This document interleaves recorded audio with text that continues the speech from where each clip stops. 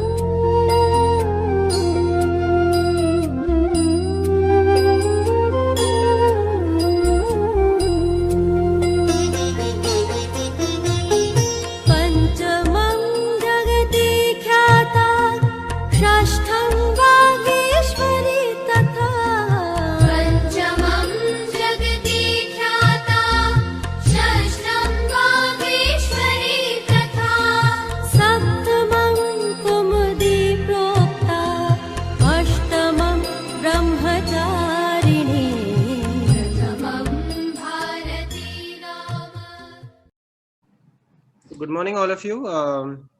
My name is Darshit Jaju. I am an MVPM scholar of 2018 batch, and today's webinar is under the series called Unconventional Careers to Explore in the Next Decade. So, under this, the topic of today's webinar is Under the Microscope: Careers in the Biological Sciences. So we have Dr. Shashirekha Mundra Garg as our main speaker, and the moderator will be Dr. Neha Rathi. I will first start with introduction of Dr. Neha Rathi, who is the moderator for this session. Dr. Neha Rathi received PhD in Behavioral Nutrition from Deakin University, which is located in Geelong, Australia, in 2018. She received MSc degree in Food Science and Nutrition from SNDT Women's University in Mumbai in 2010. She received her undergraduate degree in Food and Nutrition from Jadavpur University, Kolkata. Dr. Rathi is an expert in the field of health behavior, especially exploring facilitators and barriers to food intake, assessing behaviors and facilitators to physical activity participation through qualitative research, nutrition education, and food environment. She has built a strong publication record in a very short period of time and has published 13 first author research articles in peer-reviewed international journals.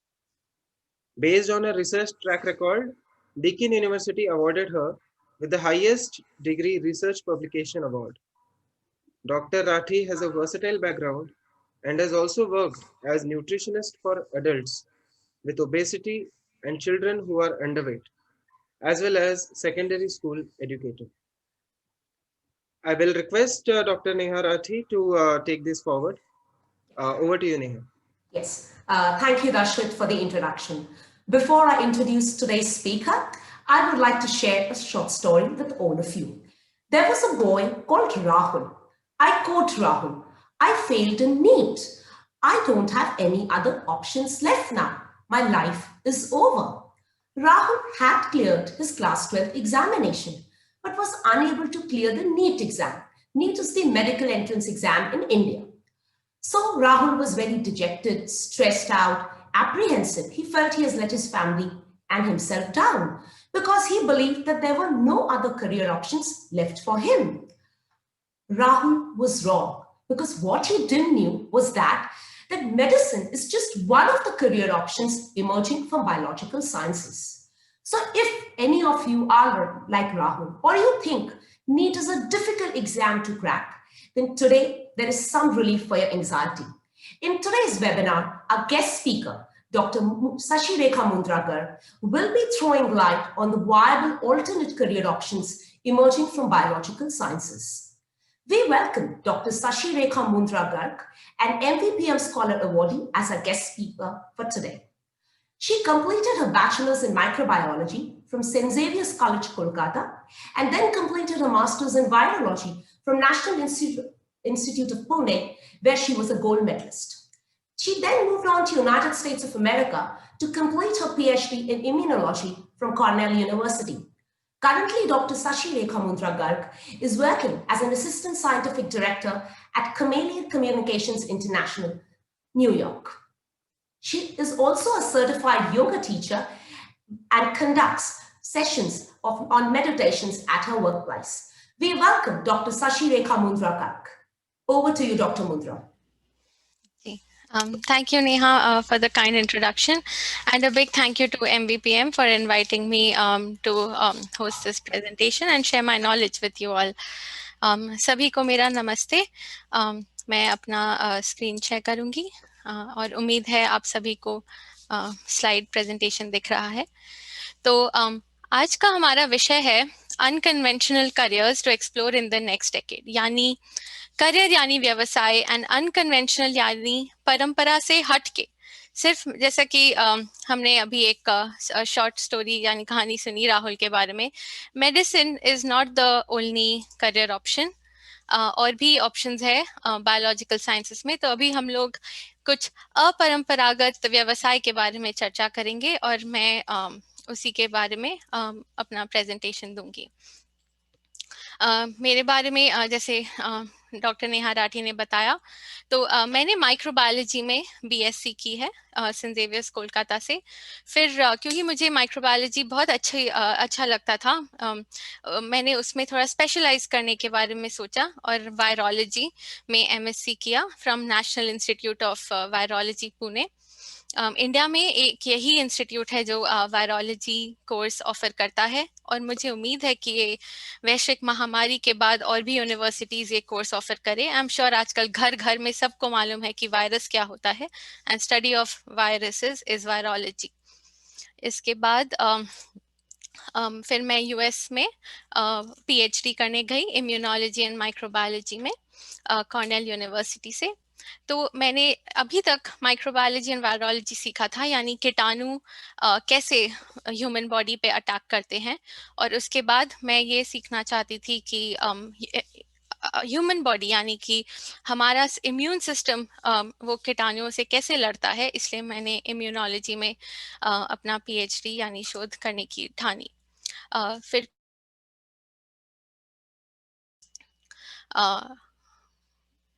PhD के बाद मैं medical writer के तौर पर chameleon communications में काम कर रही हूँ. तो आज का प्रेजेंटेशन का एजेंडा है कि मैं थोड़ा बताऊंगी कि बैचलर्स, मास्टर्स और डॉक्टरेट लेवल पर क्या क्या पढ़ाई कर सकते हैं और उससे क्या क्या उसके बाद क्या क्या करियर ऑप्शंस अवेलेबल होते हैं, और इंडिया के बारे में डिटेल में बताऊंगी और थोड़ा अब्रॉड के बारे में भी चर्चा करूंगी. तो बायोलॉजी फील्ड बहुत ही ब्रॉड है और सब कुछ अगले 20 मिनट में कवर करना पॉसिबल नहीं है, बट मैं एक शॉर्ट में अगर डिवाइड करें इस फील्ड को तो कह सकते हैं कि it can be divided into medical, dental and veterinary nursing sciences, जिसको मैंने एक कैटेगरी में डाला है. Pharmaceutical sciences, home sciences, biological sciences, और एक बायो इंजीनियरिंग पार्ट है जिसमें बायोटेक्नोलॉजी भी कभी कभी आती है, बट बायोटेक्नोलॉजी में कभी बीटेक या कभी बीएससी दोनों की डिग्री पाई जाती है. बीटेक यूजुअली 4 साल का होता है और बीएससी करीब 3 साल का. तो जो मेडिकल साइंसेज है ये बहुत ही ये इसके बारे में सभी को मालूम है, सभी काफ़ी बार होता है कि सब पहले से ही कह देते हैं कि नहीं मेरे बच्चे को मैं डॉक्टर ही बनाऊंगा, तो ये बहुत कॉमन है। फार्मास्यूटिकल साइंसेज और होम साइंसेज के बारे में इसी सीरीज में 2 और टॉक्स होने वाले हैं अगले महीने, तो वो प्रेजेंटेशंस इसको थोड़ा विस्तार में कवर करेंगे, इसलिए इसके बारे में मैं आज नहीं बात करूंगी। आज मैं बायोलॉजिकल साइंसेज में विस्तार से प्रेजेंट करूंगी ताकि सबकी जानकारी इस फील्ड में बढ़े। बट बिकॉज हम लोग बायोलॉजी के बारे में डिस्कस कर रहे हैं, इसीलिए एक बार बस एक शॉर्ट ओवरव्यू दे दूं मेडिकल, डेंटल या नर्सिंग साइंसेज में।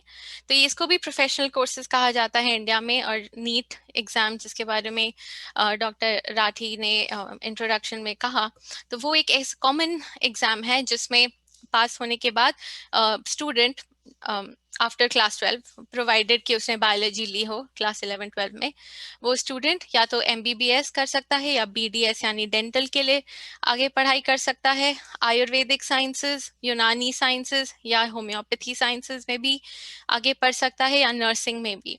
और वेटेरिनरी साइंसेज यानी कि जानवरों की देखभाल, जानवरों का डॉक्टर की अलग डिग्री होती है, उसको DVM कहते हैं। और इसके बाद अगर कोई पोस्ट ग्रेजुएट करना चाहे या स्पेशलाइज करना चाहे तो वो नीट PG एग्जाम देता है, जिससे वो MD MS यानी डॉक्टर या सर्जन बन सकता है। और doctor as in medicine, for example cardiology में कोई डॉक्टर ऑफ मेडिसिन भी होते हैं और कार्डियोलॉजिस्ट सर्जन भी होते हैं। और या फिर मास्टर्स इन डेंटल साइंस और स्पेशलाइजेशन इन डेंटिस्ट्री, जैसे कि प्रोस्थोडोंटिस्ट बनना या एंडोडोंटिस्ट बनना, ऐसे करियर पाथ्स होते हैं। और कुछ कॉलेजेस इंडिया में जो बहुत फेमस है इस पर एटलीस्ट मेडिसिन के लिए, मैंने बस उदाहरण दिए हैं कुछ थोड़े स्लाइड में, AIIMS, JIPMER, St John's Bangalore, CMC Vellore, Calcutta medical college वगैरह। बट अब मैं डिटेल में बायोलॉजिकल साइंसेस के बारे में बताना चाहूँगी। तो इंडिया में अगर आप बायोलॉजी पढ़ना चाहते हैं तो 2 ऑप्शंस हैं, या तो आप BSc कर सकते हैं या कोई एक कोर्स होता है इंटीग्रेटेड MSc। इंटीग्रेटेड MSc में बैचलर्स और मास्टर्स दोनों का वो कंबाइंड कोर्स होता है, और एक ही साथ करीब 4 से 5 साल की पढ़ाई होती है, जिसमें आपको बैचलर्स और मास्टर्स दोनों की डिग्री मिलती है। ये कोर्सेज के लिए जो कि लेफ्ट साइड में मैंने उदाहरण दिए हैं, इसके लिए मोस्टली क्लास 12 के बाद जो आपके मार्क्स आते हैं वो भी इम्पोर्टेंट होते हैं, और काफ़ी कॉलेजेस के अपनी अलग प्रवेश परीक्षा होती है। और ऐसा भी होता है कि काफ़ी कॉलेजेस की ना हो, तो ये कोर्स पे डिपेंड करता है। जैसे कि कैलकाटा यूनिवर्सिटी, मुंबई या दिल्ली यूनिवर्सिटी, ये सब के अंडर में अलग अलग कॉलेजेस हैं। सेंट जेवियर्स कॉलेज कोलकाता या मुंबई, बनारस हिंदू यूनिवर्सिटी, बड़ौदा में MSU यूनिवर्सिटी, या फिर प्राइवेट इंस्टीट्यूशंस जैसे कि वेलोर इंस्टीट्यूट ऑफ टेक्नोलॉजी या एमिटी यूनिवर्सिटी। ऐसे मैंने बस कुछ एग्जाम्पल्स दिए, बट ऐसे काफ़ी कॉलेजेस हैं। तो इसमें काफ़ी सब्जेक्ट्स है, जैसे कि microbiology, molecular biology, biochemistry, botany यानी कि कोई हॉर्टिकल्चरिस्ट बनना चाहता है तो वो BSc इन बॉटनी कर सकता है। जूलॉजी, किसी को एनिमल्स की देखभाल में ज़्यादा इंटरेस्ट है तो zoology. Physiology which is very similar to एक ह्यूमन बॉडी की पढ़ाई, और फिजियोलॉजिस्ट को हॉस्पिटल्स में भी नौकरी मिलती है। कोई एकदम ब्रॉड सब्जेक्ट पढ़ना चाहता है अपने बैचलर्स के समय तो वो लाइफ साइंसेज या बायोलॉजी में भी BSc कर सकता है। फिर साइकोलॉजी भी एक ऐसी ब्रांच है जिसमें BSc या BA किया जाता है। Psychiatry is through medicine, as in उसके लिए MBBS पढ़नी पड़ती है, बट अगर कोई काउंसलर बनना चाहे या साइकोलॉजिस्ट बनना चाहे तो वो भी BSc साइकोलॉजी कर सकता है। कोई इन्वायरमेंट के बारे में बहुत अगर पैशनेट हो, क्लाइमेट चेंज, तो इन्वायरमेंटल साइंस को भी लेके पढ़ाई कर सकती है। और सभी विषय जो मैंने एक कुछ बस उदाहरण दिए हैं, और भी कोर्सेज हैं, सभी में अलग अलग करियर ऑप्शंस होते हैं डिपेंडिंग ऑन आप क्या चूज करते हैं। जैसे फिजियोथेरेपी में BSc भी करते हैं कुछ लोग, और BPT यानी बैचलर्स ऑफ फिजियोथेरेपी भी करते हैं। और आई एम श्योर सबको कभी ना कभी कोई ना कोई फिजियोथेरेपिस्ट की जरूरत हुई होगी, या फिर अगर नहीं भी हुई होगी तो इंडिया क्रिकेट टीम को आप फॉलो करके समझ गए होंगे कि वो कितना इम्पोर्टेंट होते हैं। अब्रॉड में बैचलर्स के लिए यूजुअली उस डिग्री को बीएस कहा जाता है। हर कंट्री के लिए अलग रिक्वायरमेंट होते हैं और विद इन कंट्री अपने यूनिवर्सिटीज के अलग होते हैं। जैसे फॉर एग्जांपल अगर कोई बच्चा डिसाइड कर ले कि मुझे यूएस, ऑस्ट्रेलिया, यूके, कनाडा या यूरोप कौन से कंट्री में अप्लाई करना है, तो फिर कॉलेजेस को शॉर्टलिस्ट करना थोड़ा इजी हो जाता है। फिर उसके बाद वो इंडिविजुअली रिसर्च करके अपनी कॉलेज चूज कर सकता है। यूएस में एक एग्जाम देना होता है, उसके प्रवेश परीक्षा जिसे सैट कहते हैं, जो कि इंग्लिश और मैथ्स टेस्ट करता है। और ऑस्ट्रेलिया, यूके और यूएस सभी अपने यूनिवर्सिटी को हर एक इंग्लिश लैंग्वेज असेसमेंट टेस्ट मांगती है, जिसे कभी दो प्रकार के होते हैं, कोई टोफिल या फिर IELTS।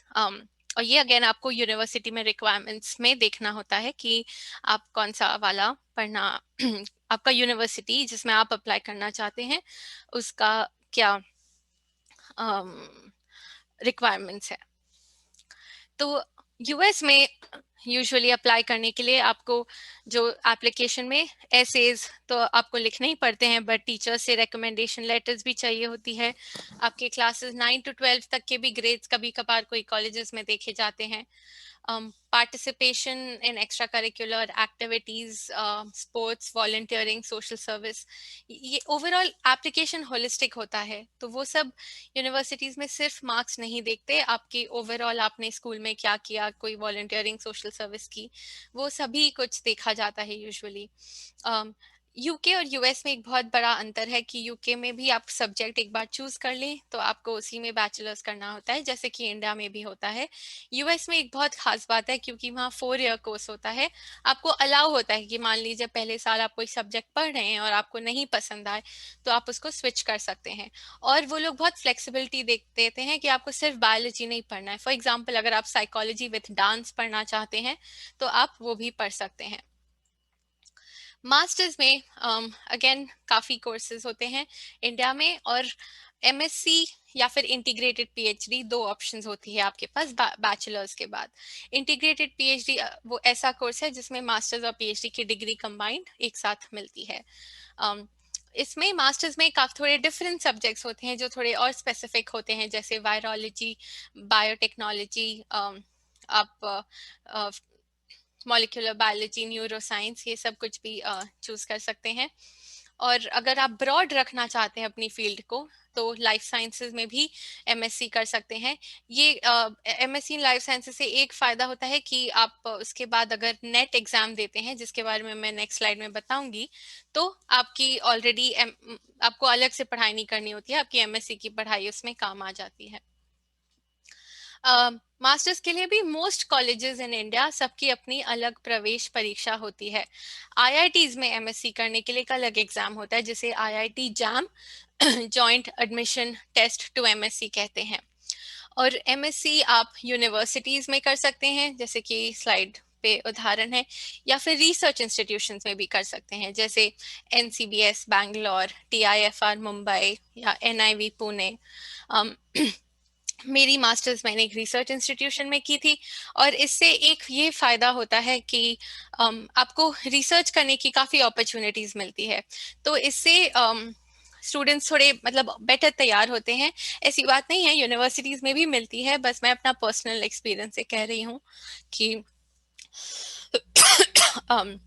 थोड़े अगर रिसर्च अपॉर्चुनिटीज़ हो ज़्यादा तो फिर बाद में पीएचडी एप्लीकेशंस में हेल्प होती है।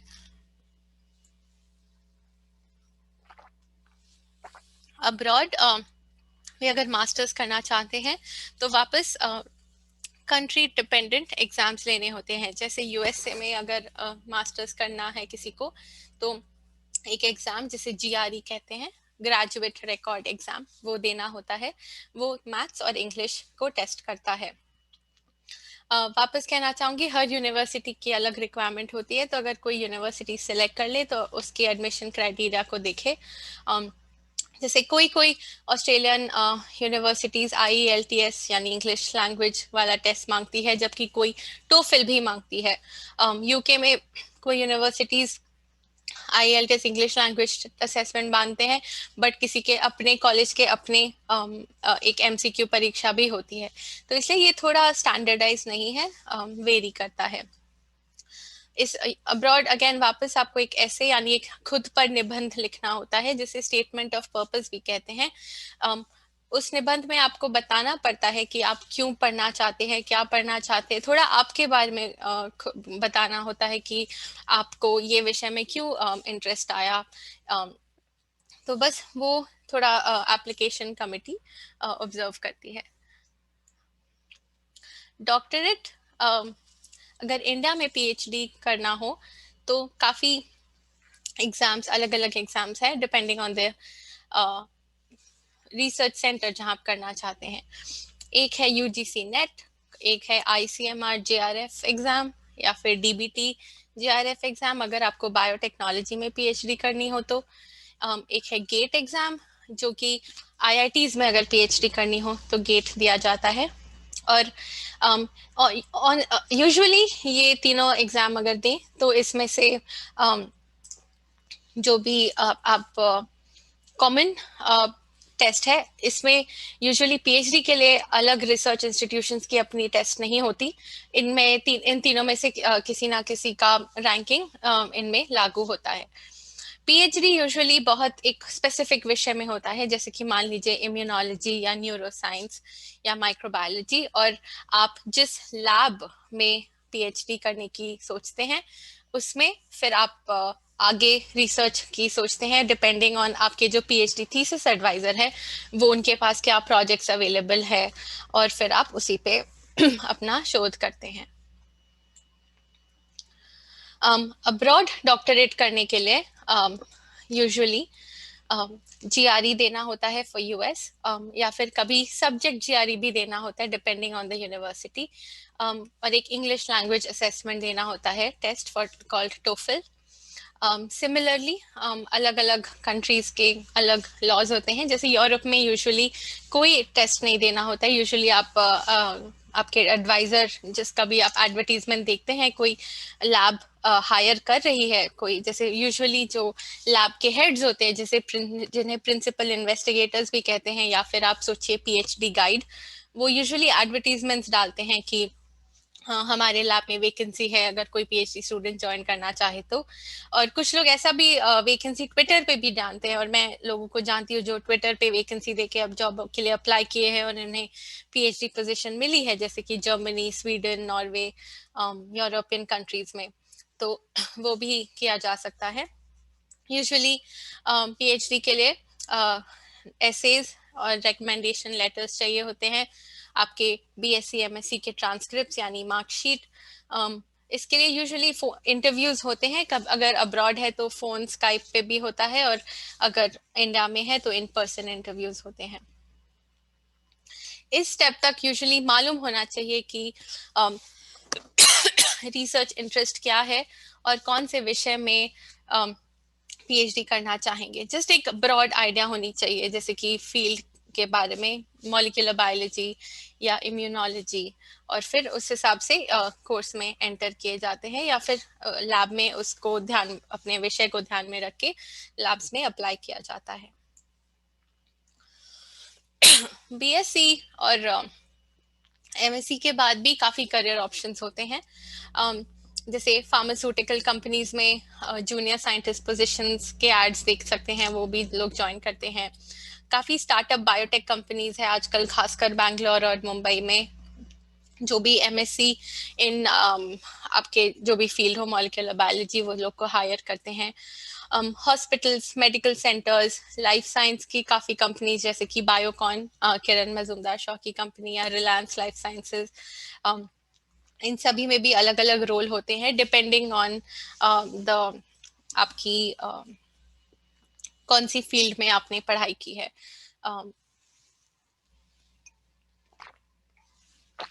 फील्ड स्टाफ स्पेशलिस्ट यानी कि रिएजेंट या इंस्ट्रूमेंट्स के जो रिएजेंट्स होते हैं उस कंपनीज के में भी एमएससी और बीएससी को हायर किया जाता है उनके रिएजेंट्स को मार्केट करने के लिए, या फिर डॉक्टर्स और हेल्थ केयर में लोगों को उसके बारे में बताने के लिए। जैसे कि आप लोग ने अभी सुना होगा आरटीपीसीआर कोविड टेस्टिंग के लिए यूज होता है। तो आरटीपीसीआर के जो रिएजेंट है या किट है वो फील्ड, उसके लिए भी लोगों को बायोलॉजिस्ट चाहिए कि उसको मार्केट करे या उसके बारे में तकनीक को एक्सप्लेन करे। जो आपका टेस्ट करता है आरटीपीसीआर का वो भी अगर एक ट्रेन्ड बायोलॉजिस्ट होना चाहिए अपने फील्ड में। तो इसीलिए गवर्नमेंट टेस्टिंग लैब्स में जॉब्स मिलती है, डायग्नोस्टिक सेंटर्स पैथोलॉजिकल लैब्स में भी मिलती है। जूनियर साइंटिस्ट काफी अलग अलग ऑर्गेनाइजेशंस लेते हैं बीएससी एमएससी के एमएससी पास लोगों को।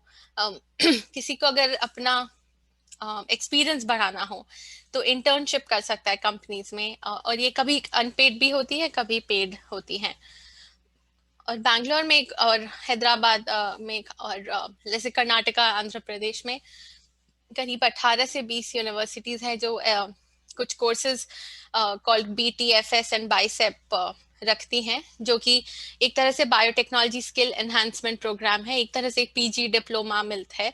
उससे क्या होता है कि वो आपको बहुत एप्लीकेशन ओरिएंटेड 1 साल का कोर्स होता है। अगर कोई बीएससी के बाद मास्टर्स नहीं करना चाहता है तो वो ये 1 साल का कोर्स कर लेता है, जो कि बहुत प्रैक्टिकल एप्लीकेशन ओरिएंटेड है, और इससे फिर नौकरी मिलती है कंपनीज में, बायोटेक फार्मा एंड उस तरह की कंपनीज में। पीएचडी के बाद अगर मेरे को 3 कैटेगरीज में डिवाइड करना हो तो करियर ऑप्शंस होते हैं, जैसे रिसर्च, टीचिंग एंड इंडस्ट्री। तो जो जिन्हें रिसर्च में इंटरेस्ट है वो या तो आगे और रिसर्च करके अपना एक्सपीरियंस बढ़ा सकते हैं as a post doctoral fellow. कोई कोई इंस्टेंस में वो साइंटिस्ट भी बन सकते हैं, साइंटिस्ट पोजीशंस के लिए अप्लाई कर सकते हैं इन गवर्नमेंट इंस्टीट्यूट्स, या फिर पोस्ट डॉक्टरेट फेलो यानी करीब 3-4 साल की और ट्रेनिंग के बाद वो असिस्टेंट प्रोफेसरशिप के लिए भी अप्लाई कर सकते हैं रिसर्च इंस्टीट्यूट्स। वहाँ पे जैसे इस जॉब में वो अपना खुद का लैब खोलते हैं, रिसर्च करते हैं, वो फिर अपने खुद लैब के अंदर और स्टूडेंट्स को हायर करेंगे जैसे पीएचडीज एंड पोस्ट डॉक्स, और फिर वैसे आगे करियर में प्रोग्रेस करेंगे। जो टीचिंग में जाना चाहते हैं वो नेट क्वालिफाइड होते हैं लेक्चरशिप पोजीशन में, और पीएचडी के बाद अभी जैसे गवर्नमेंट ऑफ इंडिया ने कंपलसरी की है यूनिवर्सिटीज कॉलेजेस में पढ़ाने के लिए आपके पास पीएचडी होना जरूरी है। तो ये लोग कॉलेजेस एंड यूनिवर्सिटीज में बायोलॉजी के सब्जेक्ट्स पढ़ा सकते हैं depending on their field of speciality, जिस फील्ड में उन्होंने पीएचडी की हो या आगे मास्टर्स बीएससी किया हो। और फिर होता है इंडस्ट्री। तो इंडस्ट्री में भी काफी ऑप्शंस हैं, जैसे या तो कुछ लोग इंडस्ट्री में पोस्ट डॉक करते हैं, उसमें क्या होता है कि उनको एक आइडिया आती है कि फार्मास्यूटिकल कंपनी का रिसर्च कैसा होता है। तो आई एम श्योर जैसे अभी अगर वैक्सीन आई है फार्मा कंपनी से रिसर्च करके कोविड-19 में, तो जो फार्मा के साइंटिस्ट थे और जो पोस्ट डॉक्स भी रहे होंगे जो उनके अंडर काम करते, एक बहुत बड़ी टीम की जरूरत होती है कोई भी ड्रग या कोई भी वैक्सीन बनाने के लिए। तो ये सारे पीएचडीज ही उसके लिए काम आते हैं। पब्लिकेशन हाउसेस जैसे कि कोई जर्नल आर्टिकल्स, जो आज आप अभी काफी जर्नल्स निकलते हैं राइट, जो भी नया रीसेंट लेटेस्ट रिसर्च होता है वो कोई जर्नल में निकलता है। यूजुअली वो सभी जर्नल के एडिटर्स भी पीएचडीज होते हैं, ये एक रिक्वायरमेंट होती है। तो अगर किसी को सिर्फ आर्टिकल्स पढ़ना पसंद है और एडिटिंग में बहुत इंटरेस्ट है तो आफ्टर पीएचडी वो भी किया जा सकता है। कुछ लोग पैटेंट लॉ में भी जाते हैं, तो ऐसे लोग पीएचडी के बाद या तो एक लॉ डिग्री लेते हैं या फिर कोई इंटर्नशिप करते हैं, क्योंकि आज कोई भी खोज होती है नई, या फिर नई दवा निकली या एक नया वैक्सीन निकला, जैसे फाइजर ने नया वैक्सीन निकाला, तो एक उनकी पैटेंट लॉ टीम पैटेंट करेगी कि ये उसको उसका कॉपीराइट उनके पास हो, तो उसके लिए भी पीएचडी की जरूरत होती है। मेडिकल कम्युनिकेशंस, इसमें मेडिकल राइटर्स का रोल होता है एजुकेशनल मटेरियल्स बनाना। आज कोविड-19 पे 100 पेपर्स पब्लिश हुए, इतना रिसर्च है, बट एक डॉक्टर को अगर समझाना हो इसके बारे में तो डॉक्टर के पास इतना टाइम नहीं है कि वो बैठ के 100 पेपर्स पढ़े। तो मेडिकल राइटर्स ये सारा रिसर्च को कंडेंस करके 10-20 स्लाइड में सिर्फ की पॉइंट्स को खोज के वैसे और एजुकेशनल मॉड्यूल्स बनाते हैं या प्रेजेंटेशंस बनाते हैं या पोस्टर्स या पैम्फलेट बनाते हैं, जो कि फिर डॉक्टर्स को फार्मास्यूटिकल कंपनी समझाती है और फिर वो पेशेंट्स को भी समझाते हैं। काफ़ी मेडिकल राइटर्स पेशेंट प्लेटफॉर्म्स पे सिंपल लैंग्वेज में अपना जैसे एजुकेशनल मॉड्यूल्स बनाते हैं, जिससे कि पेशेंट को समझ में आए कि ड्रग कैसे काम करता है, या फिर उनको अगर डायबिटीज है तो वो बीमारी में क्या होता है, वैसा यूजुअली होता है। डेटा साइंस में यूजुअली लोग जैसे आजकल इतना डेटा जनरेट होता है, कोई भी दवाई की क्लिनिकल ट्रायल होती है यानी टेस्टिंग होती है, तो वो सब डेटा को कोई कंपाइल करने को चाहिए, या फिर कोई भी मास स्केल में पेशेंट्स पे रिसर्च हो, तो काफ़ी बेसिकली डेटा आजकल खासकर आज के ज़माने में इतनी नेक्स्ट जेन सीक्वेंसिंग होती है, डेटा जनरेट होता है, तो उसमें डेटा साइंटिस्ट की भी बहुत यूज़ आती है और वो भी PhDs ही होते हैं। कंसल्टिंग के लिए भी कुछ बायोलॉजी PhDs आफ्टर PhD ये कोई बिजनेस डेवलपमेंट कोर्स कर सकते हैं या MBA कर सकते हैं, और फिर वो एज कंसल्टिंग में जाते हैं जहाँ पे उनके क्लाइंट्स होते हैं फार्मास्यूटिकल कंपनीज, और फिर वो अपने उनके क्लाइंट्स के साइंस और बिजनेस एस्पेक्ट्स को इंटीग्रेट करके बिजनेस प्लान स्ट्रैटेजी ये सब बनाने में हेल्प करते हैं।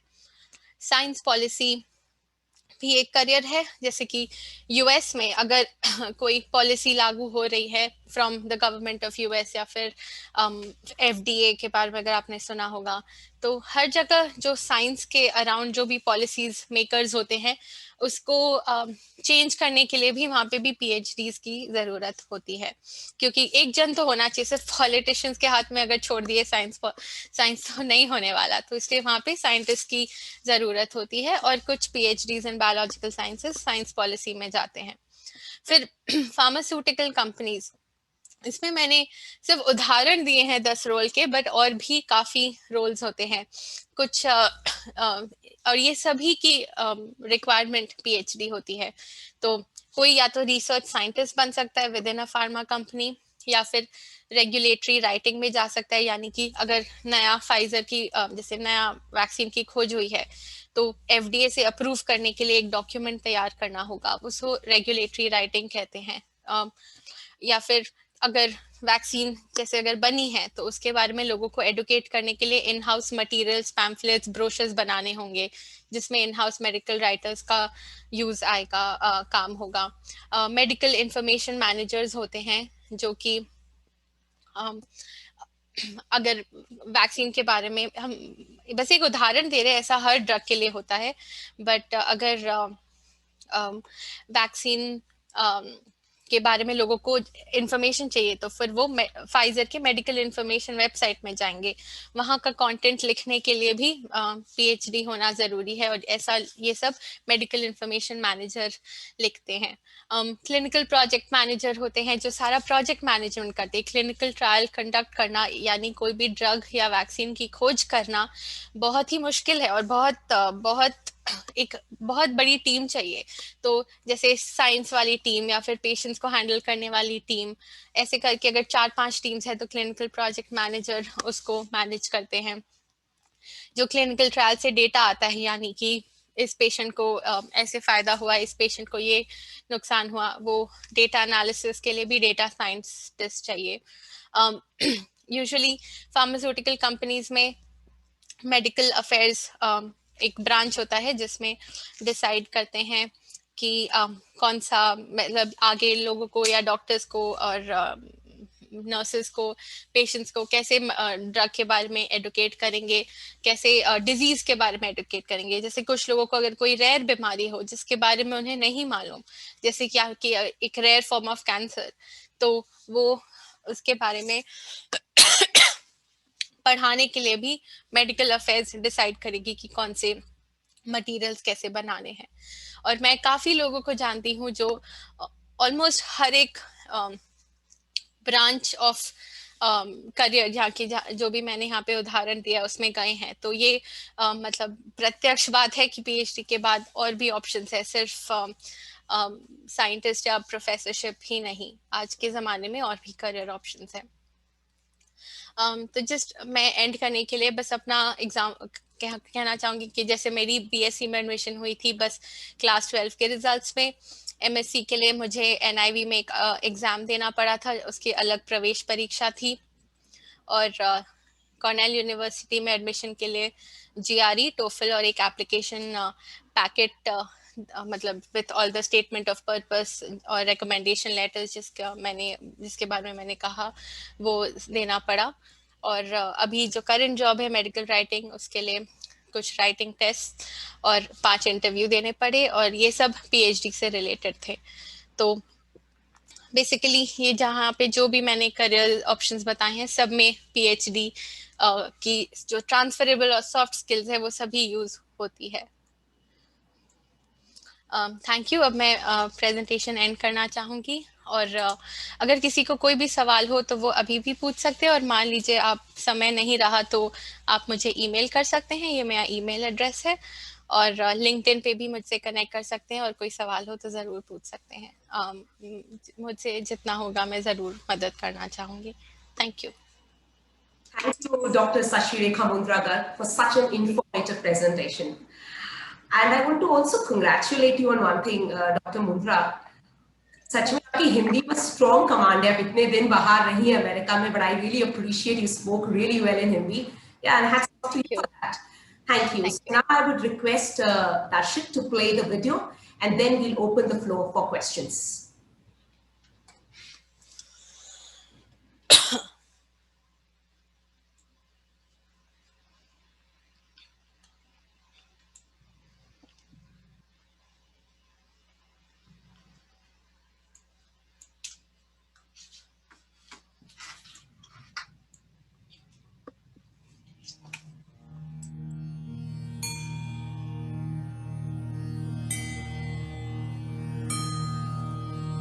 शुक्लां ब्रह्मविचारसार परमा आद्यां जगद्व्यापिनी वीणापुस्तकधारिणीम्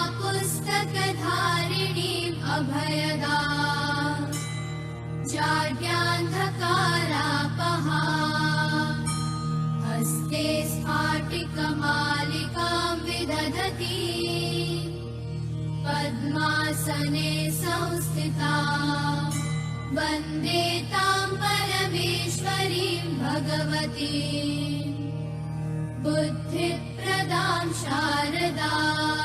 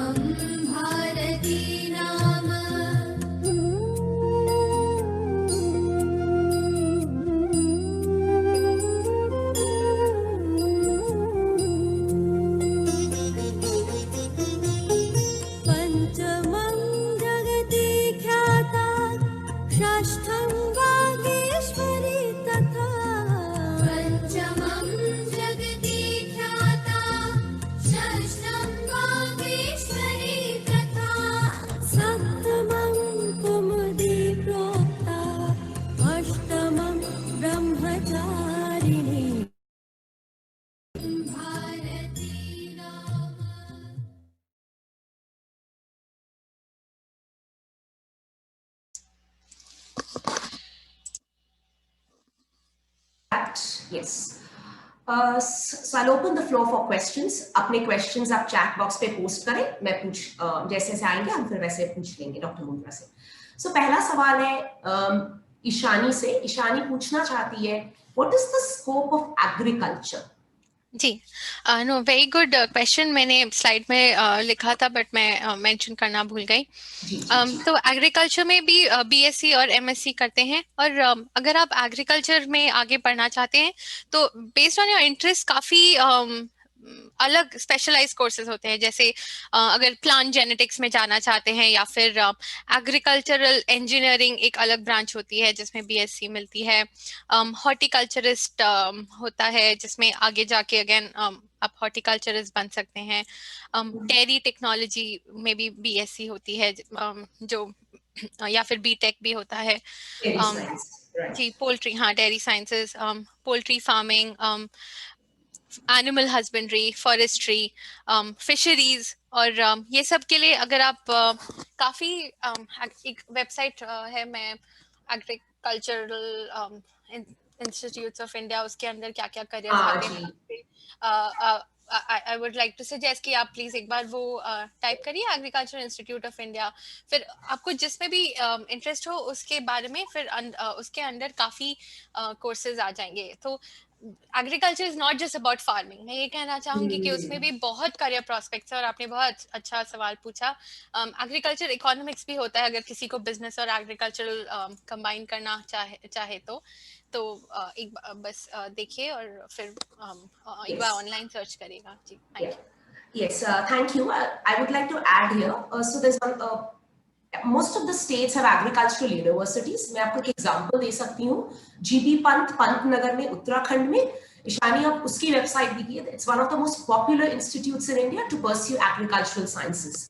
अच्छा, एक एड ऑन है इसी क्वेश्चन के साथ, मैं जिस पूछना चाहती हूँ आपसे। तो यदि हम जब बीएससी करते हैं एग्रीकल्चर में, तो 11-12 में क्या सब्जेक्ट कॉम्बिनेशन पढ़ना चाहिए हमें? लाइक biology तो एक होगा, but what are the other choices we can pursue, Dr. Mundra, if you can throw light on that too? Yeah. So usually, I mean, I think अभी चेंज हो गए होंगे आईएससी सीबीएसई के criterias, but PCMB usual criteria था पहले for agricultural, so physics, chemistry, bio, may be not math, unless you are going into the technology aspect of agriculture, if you are doing BTech in agriculture engineering. And also अगर कोई 11th में ही जानता है, around class 10 ही अगर किसी को मालूम है, तो आई वुड रेकमेंड कि एक बार थोड़ा सर्च करके देखें कि वो यूनिवर्सिटी की क्या रिक्वायरमेंट्स है। तो बीटेक इन एग्रीकल्चर इंजीनियरिंग की requirements will be different from BSc in horticulturist, तो उससे वैसे आप चूज कर सकते हैं। Thank you. We'll take the next question. Purva, so that's, I think, a direct question for you, Dr. Mundra. Can you tell about your experience while applying for PhD at Cornell? What were the hurdles you went through and how did you succeed? जी, तो usually हम लोग जब US में apply करते हैं, ये advice दी जाती है कि usually apply for 3-4 very good universities, 3 for moderate to medium, and a few not so good, so that आपके options हो, आपको कहीं admission मिले. For Cornell, a big hurdle was the Skype interviews. उन्होंने बहुत grilling interviews लिए थे, और उस समय Skype टेक्नोलॉजी बस आई थी, तो एक मतलब वेबकैम के सामने इंडिया के खराब इंटरनेट, क्योंकि उस 10 साल पहले जियो नहीं था, तो उस इंटरनेट में इंटरव्यू देना, और फिर यहाँ बैठे डिसाइड करना कि कौन सा कोर्स अप्लाई करना है, तो उसमें काफी रिसर्च लगा। और एक और हर्डल था कि जीआरई एग्जाम के लिए प्रिपेयर करना वाइल एमएससी के लिए। मैं नहीं चाहती थी कि मेरी एमएससी ग्रेड्स भी मतलब कम आए। हमारे वीकली एग्जाम्स होते थे, और फिर साथ में जीआरई के लिए भी अलग प्रेपरेशन, तो वो एक हर्डल था। How did I overcome? When giving interviews, मैं बहुत कोशिश कर रही थी कि मैं इंटरनेट के बारे में ना सोचूं, और वो क्या सोच रहे हैं उनके बारे में ना सोचूं, बस अपना पूरा ध्यान लगा के I did give my best effort, and I will say honestly, और पूरी पढ़ाई जरूर की थी। वो आपके रिसर्च से ही पूछते, आपके बारे में जो भी रिसर्च, आपकी कितना रिसर्च एक्सपीरियंस है, तो उसके बारे में अच्छे से पढ़ाई की थी, इंटरव्यू प्रिपरेशन किया था विद फ्रेंड्स, उन्हें कहा था मुझे क्वेश्चंस पूछो, तो प्रैक्टिस काफ़ी की थी। और जीआरई के लिए भी बहुत पढ़ाई की थी, ऑलमोस्ट 5 महीने कोई सोशलाइजेशन नहीं था मूवीज और फ्रेंड्स के साथ, बट फिर एंड में मेहनत सफल हुई। Nice to know about your experience. Again, a follow-on from there, like अभी आपने बोला क्या good, medium, not so good universities. ये आप जी कैसे डिसाइड करते हैं? लाइक मुझे जी applying, can you explain me the criteria? How did you gauge that? Right so this was again, ये कल्चर था 10 साल पहले, आई डोंट नो अभी ऐसा है कि नहीं। तो उस जमाने में मेरे लिए मैंने जैसे मुझे जो सब्जेक्ट्स में इंटरेस्ट थे उसके लिए मैं यूएस न्यूज़ वेबसाइट पे रैंकिंग्स देखती थी, और फिर उनके अंडर जो फैकल्टी है उनके बारे में देखती थी कि कौन सा रिसर्च में मुझे ज़्यादा इंटरेस्ट है। मुझे मेनली दो सब, इम्यूनोलॉजी और वायरोलॉजी में इंटरेस्ट था, तो मैंने जो भी टॉप यूनिवर्सिटीज़ है जैसे वायरोलॉजी के लिए हार्वर्ड है उसमें अप्लाई किया था। कॉर्नेल में इम्यूनोलॉजी स्ट्रॉन्ग है तो वहाँ अप्लाई किया था। एक गलती मैंने की थी विच इज़ हार्वर्ड के वायरोलॉजी प्रोग्राम में अप्लाई किया था और मैंने नहीं पढ़ा था कि वो इंटरनेशनल कैंडिडेट्स नहीं लेते हैं, जबकि Oh, हार्वर्ड की एक दूसरे फॉर वायरोलॉजी 4 स्टूडेंट्स लेते हैं, जबकि एक और डिपार्टमेंट है बायोलॉजी एंड बीबीएस बोल के, उसमें 70 स्टूडेंट्स लेते हैं और वो इंटरडिसिप्लिनरी प्रोग्राम है। तो लोगों को ये भी बताना चाहूंगी कि आप अगर जब देख रहे हैं तो आप देखिए इनटेक कैसा है और इंटरडिसिप्लिनरी कोर्सेज में अप्लाई करिए, क्योंकि उसमें फिर 60-70 लोगों को एक साथ लेते हैं, then you can choose which course you want to go to. The medium also based on US news ranking, जैसे अगर Ivy League universities like Harvard, Cornell would be in the top. I personally did not want to go to US if I get in a not so good university, तो मैंने 4 अच्छी और 4 medium में apply किया था, but सबकी अलग राय होती है तो उस हिसाब से डिसाइड करें।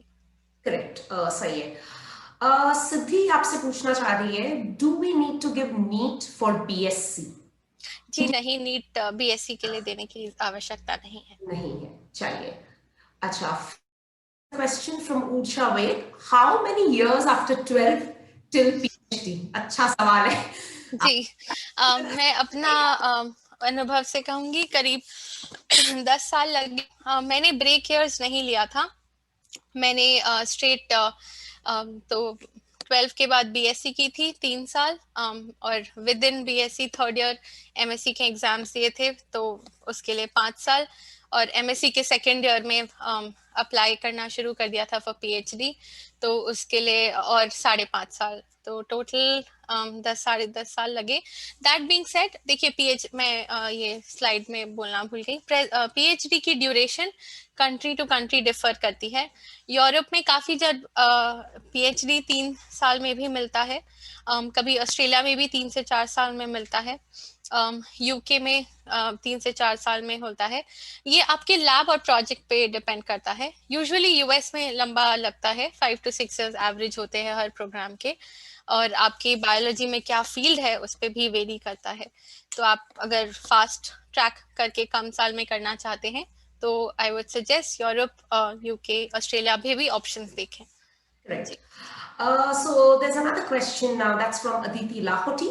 She wants to know more about genetics course. कुछ आप बता सकती हैं उसके बारे में, मुंद्रा? जी हाँ, तो फॉर जेनेटिक्स काफी कॉलेजेस हैं इंडिया में, जो लाइक यू कैन स्टडी इधर, यू कैन टेक इधर ह्यूमन जेनेटिक्स और प्लांट जेनेटिक्स और a broader level genetics course. I think BHU में भी होता है, और मदुरई कामराज यूनिवर्सिटी साउथ, तो ऐसी काफ़ी यूनिवर्सिटीज़ है।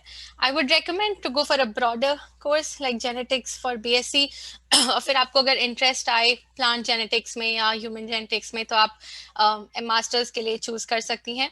और फिर अगर आपको आगे पीएचडी करना चाहें तो जो भी रिसर्च इंस्टीट्यूशंस मैंने स्लाइड्स में आउटलाइन किए थे, almost everyone will have a genetics department, तो आप ऐसा एडवाइजर चूज कर सकती हैं या लैब खोज सकती हैं जो जेनेटिक्स में आगे रिसर्च करें। Most of the oncology labs actually आजकल बहुत हार्ड को जेनेटिक्स करते हैं, क्योंकि कैंसर में देख रहे हैं कि काफी जगह म्यूटेशन का रोल होता है।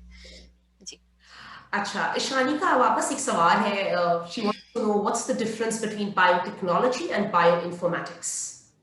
जी सो बायो इंफॉर्मेटिक्स इज, अगर किसी को जैसे कंप्यूटर्स में इंटरेस्ट है, मॉडलिंग में इंटरेस्ट है, more of I would say bioinformatics is more about like how to explain it in like आपको बेंच वर्क नहीं करना पड़ता, आपको जैसे एक्सपेरिमेंट्स जो हम लोग साइंटिस्ट चूहे या सेल्स पे करते हैं, वो instead of that bio informatics can work just with laptop. Like जैसे अगर फॉर एग्जांपल सार्स कोवी 2 का अगर स्ट्रक्चर निकला, तो वो स्ट्रक्चरल एनालिसिस वो सारे एक्सपेरिमेंट्स बायो इन्फॉर्मेटिशियंस ने किए, जैसे कि एक आपको स्ट्रक्चर मिल सका। तो एक्सपेरिमेंटल सारे अलग साइंटिस्ट, वायरोलॉजिस्ट या फिर मॉलिक्यूलर बायोलॉजिस्ट करते हैं, और बायो इन्फॉर्मेटिशियंस का काम होता है to use that data to model and find out structures and so on, more computer oriented. Biotech is a very vast field, और जैसा मैंने कहा biotech में कुछ लोग BSc भी करते हैं, कुछ लोग technology भी, so that can imply any technology you use in the field of biology. उसमें biotech में काफी subjects एक साथ आ जाते हैं, and it is more about the different or new technologies coming up in the field of biology. अगर एकदम simple term में कहना चाहूँ, तो I would say bioinformatics can be called like a very subset of biotech. Biotech को अगर आप umbrella समझिए, bioinformatics उसका एक छोटा part हो जाएगा. निवेदिता घोष पूछ रही हैं आपसे, how to search for universities abroad. I believe आपने यूएस के बारे में तो बता दिया, आपने स्लाइड्स में भी बताया था. Maybe if you can just give a quick overview once again. या जी, for I just wanted to ask if did you, Nivedita, did you mean for undergrad, masters or PhD? PhD, okay. So for Europe usually direct university में नहीं होता है admission, usually labs advertise करते हैं. तो लोगों ने जैसे इंडीड में भी देखा है, कुछ लोग ट्विटर में भी देखते हैं, कुछ लोग लिंक्डइन में भी अपना जो साइंटिस्ट है अप्लाई करते हैं. And also I have many friends जो डायरेक्ट अगर किसी लैब का रिसर्च इंटरेस्ट में इंटरेस्ट है तो डायरेक्टली उनको अप्लाई किया है. कुछ यूनिवर्सिटी और फिर वो उनका जवाब आ जाता है if they have a vacancy और नॉट. कुछ यूनिवर्सिटीज जैसे कि Max Planck, Heidelberg in Germany, sometimes they may have overall like they may take an intake as part of a university, as in इतने number students को लेना ही है, but usually European universities में ऐसा नहीं होता है. I would suggest कि आप easy like just go to some of the good universities like Max Planck, Heidelberg in Germany, France में Pasteur Institute, Karolinska Institute in Sweden, Norway, ये सब में आप जा सकती हैं और देख सकती हैं कि आपको कौन से सब्जेक्ट में इंटरेस्ट है, कौन से लैब्स में. And honestly feel free to apply to them. Like apply by apply I mean attaching your CV or resume and emailing the professors directly, आपके लैब में वैकेंसी है क्या, asking them directly, and you people mostly do apply. मेरे काफी friends हैं जो अपने PhD labs मतलब कुछ में bye there advertisement on Twitter वैसे देख के वो गए. तो US में you apply to your university, but UK, Scotland, Europe, usually you apply to a lab which is a part of a university or a research institution. Right. So adding to Nivedita, जैसे अभी बताई रही थी Sashi Rekha, Heidelberg and all. So Germany जाने के लिए, of course, you apply to the direct lab, but there are different scholarships also for Germany. You can apply for the DAG. UK में भी आपको जाना है तो Commonwealth Scholarship के लिए आप apply कर सकती हैं, etc. अच्छा, Usha का एक quick question, I think you will be able to answer within a second. Do we need to take maths for biotechnology? I think she wants at +2 level. Yeah. So if you're planning to do a BTech in biotech, and especially from a good institute like IIT and so on, then you would need maths. But if you're planning to do a BSc in biotech, many colleges will not require the maths component. So I would again recommend just checking out if you have certain colleges or institutes in mind. आप एक बार उनकी admission criteria requirement भी एक बार देख लीजिए. But वो main फर्क हो जाता है BTech और BSc में. जी. पूर्वा का दूसरा सवाल है, do you need to be ready with a research proposal before your PhD admission? जी नहीं. It's देखिए, if you do have a research proposal, it shows initiative. तो अगर आप एक रिसर्च प्रपोजल लिख के सोच के आप अगर किसी के लैब में इसको अप्लाई करते हैं तो डेफिनेटली एक इम्प्रेशन जरूर पड़ता है, बट 99.9% आप वो रिसर्च प्रपोजल पे नहीं काम करेंगे. जो आपके एडवाइजर के पास प्रोजेक्ट्स अवेलेबल है आप उस पे काम करेंगे.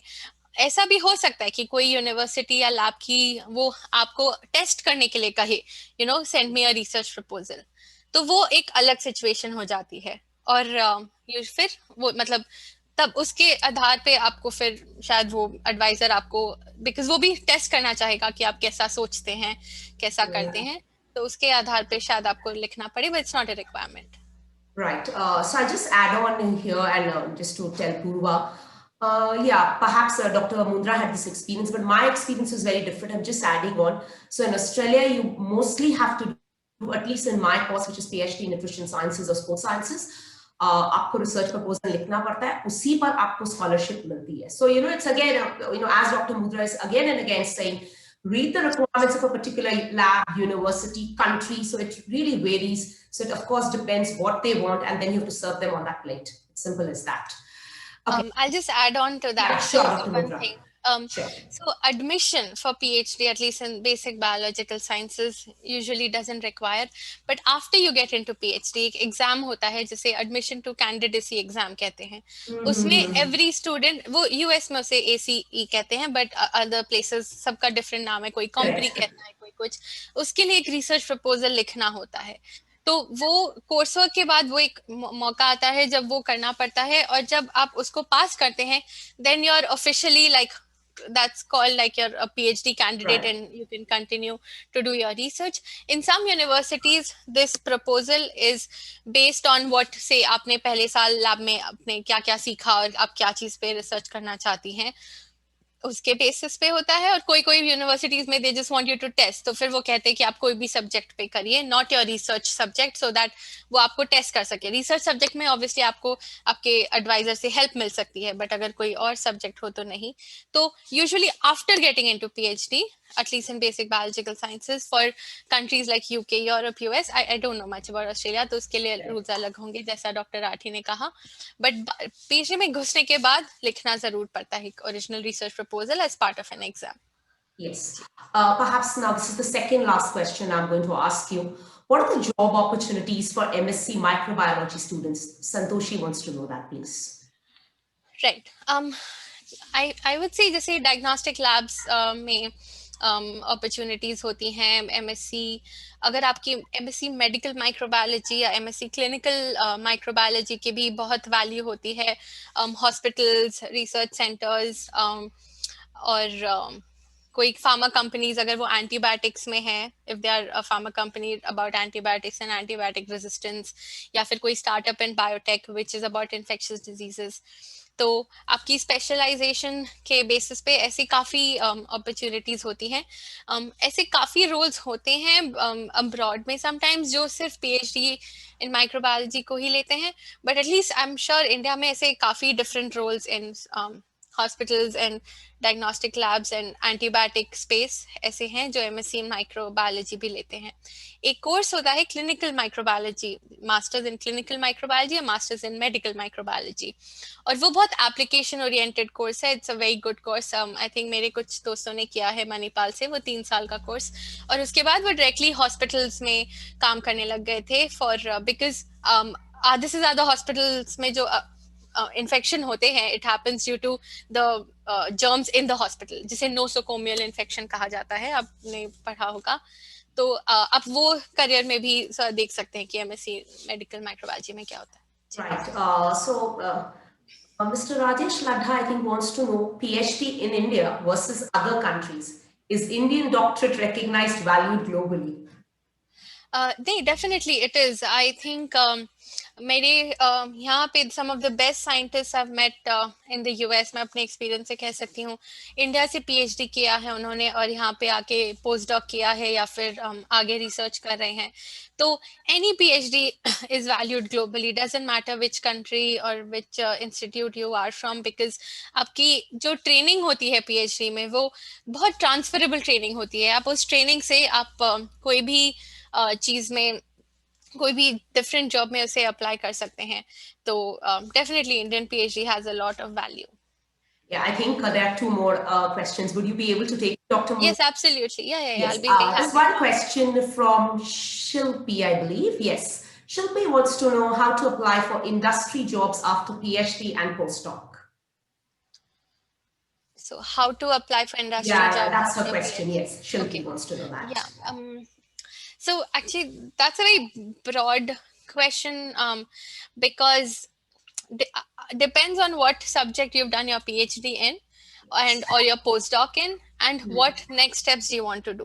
Because आप अगर जैसे मैंने अगर 3 कैटेगरी में ब्रेक डाउन करूँ, आप अगर रिसर्च या एकेडेमिया में रहना चाहते हैं या टीचिंग में जाना चाहते हैं या इंडस्ट्री में जाना चाहते हैं, तीनों की एप्लीकेशन प्रोसेस डिफरेंट होगी।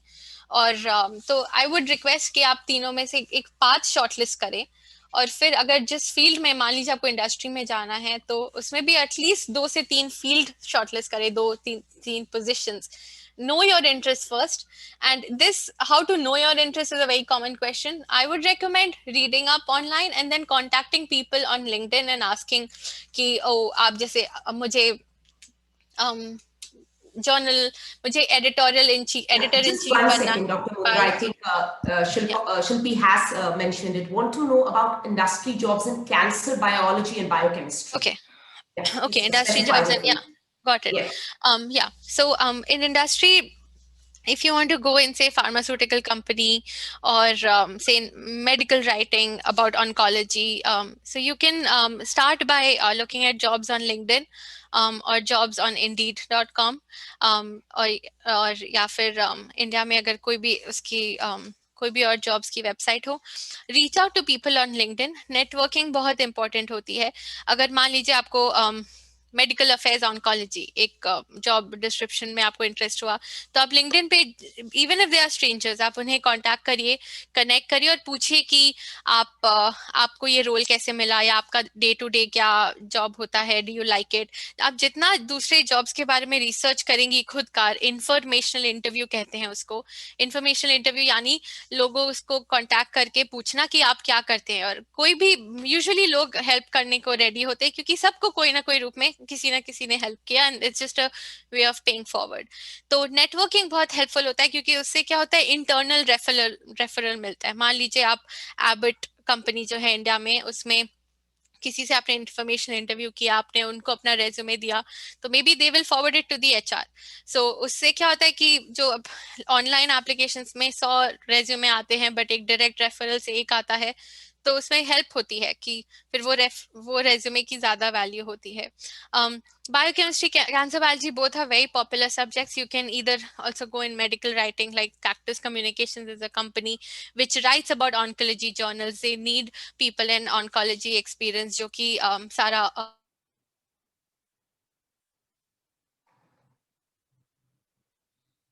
which will be used to as educational materials. Pharmaceutical industry का मैंने कहा ही कि आप ऐसे networking करके jobs देख सकते हैं LinkedIn पे.